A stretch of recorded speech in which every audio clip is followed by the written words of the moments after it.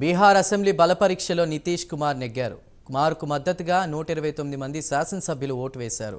అసెంబ్లీలో మొత్తం 243 స్థానాలుండగా magic figure 122 seats కావాలి. అయితే నితీష్ వర్గం కుట్ర చేస్తుందని ఆరోపిస్తూ విపక్ష పార్టీలు సభ నుంచి వాకౌట్ చేశాయి.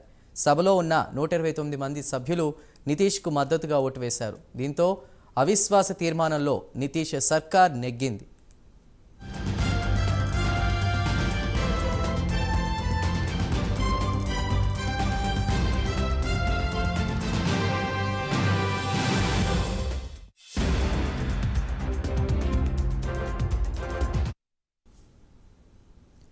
బీహార్ ముఖ్యమంత్రి జేడీయూ చీఫ్ నితీష్ కుమార్ ఇంతకాలం కలిసి ఉన్న మహాగఠబంధన్కు గుడ్ బై చెప్పి ఇటీవలే ఎన్డీఏ కూటమిలో చేరిన విషయం తెలిసిందే.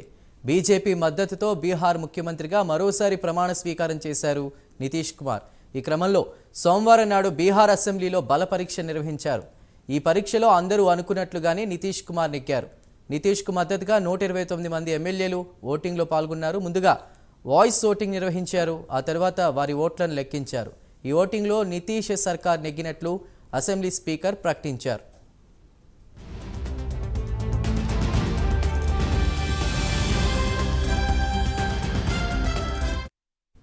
ఇదిలా ఉండగా నితీష్ కుమార్కు అనుకూలంగా 5 ఆర్జేడీ ఎమ్మెల్యేలు ఓటు వేశారు. ఆర్జేడీ జారీ చేసిన విప్ను ధిక్కరించి మరీ నితీష్ కుమార్కు అనుకూలంగా ఓటు వేశారు ఆ పార్టీ ఎమ్మెల్యేలు. దీంతో అధికార పక్షం తమ ఎమ్మెల్యేలను బలవంతంగా లొంగదీసుకుందని ఆరోపిస్తూ ఆర్జేడీ, కాంగ్రెస్ సహా విపక్ష నేతలు సభ నుంచి వాకౌట్ చేశారు.